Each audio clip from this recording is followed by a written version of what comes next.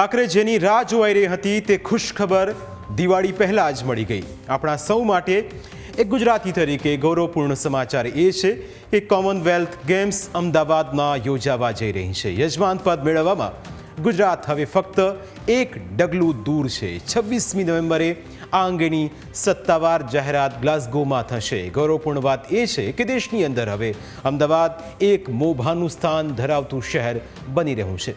National event હોય કે international, દરેક ઇવેન્ટ માટે હવે અમદાવાદ હોટ ફેવરિટ બનવા લાગ્યું છે. તેવામાં હવે વધુ એક ઇવેન્ટ અમદાવાદ માટે મોટો ઉત્સવ લઈને આવી રહી છે. મહત્વનું છે કે વર્ષ 2030ની કોમનવેલ્થ ગેમ્સ અમદાવાદમાં યોજાય તે માટે ભારતે યજમાનીનો દાવ રજૂ કર્યો. તેના માટે મોદી કેબિનેટે 27મી ઓગસ્ટના રોજ બિડિંગના પ્રસ્તાવને મંજૂરી આપી. આ પહેલા 14 ઓગસ્ટના રોજ ભારતીય ઓલિમ્પિક એસોસિએશને તેને મંજૂરી આપી.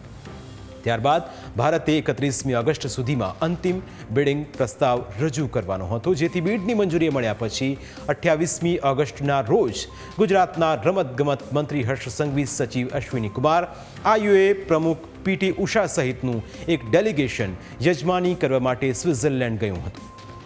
આ ડેલિગેશને કોમનવેલ્થ ગેમ્સ માટે અમદાવાદ કેમ ઉત્તમ સ્થળ છે તેની વિશેષતાઓ પર ભાર મૂક્યો.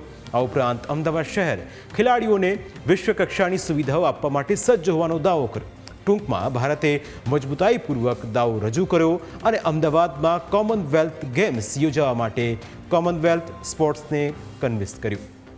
હવે CWGનું યજમાન પદ મેળવવાની આખી પ્રોસેસ શું હશે એ પણ અમે આપને સમજાવીએ. સૌથી પહેલું સ્ટેપ અરજી કરવાનું છે.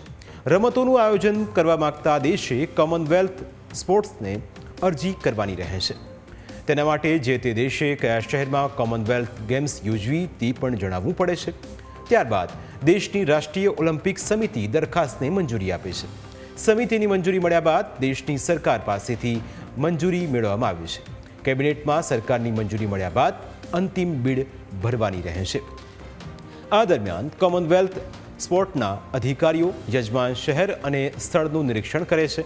તેઓ એક બાદ એક તમામ દાવેદાર શહેરોનું નિરીક્ષણ કરે છે અને પછી કોમનવેલ્થ સ્પોર્ટની જનરલ એસેમ્બલી યજમાનનું નામ જાહેર કરે છે. જો કે એવું નથી કે ભારતમાં આ પ્રકારની કોઈ ઇવેન્ટ યોજાઈ નથી. અગાઉ ભારતમાં આવી મોટી ઇવેન્ટ યોજાઈ ચૂકી છે અને તે સફળતાપૂર્વક પાર પણ પાડવામાં આવી હતી. વર્ષ 2010માં નવી દિલ્હીમાં કોમનવેલ્થ ગેમ્સનું આયોજન કરાયું હતું અને તે સફળતાપૂર્વક પાર પાડવામાં આવ્યું હતું.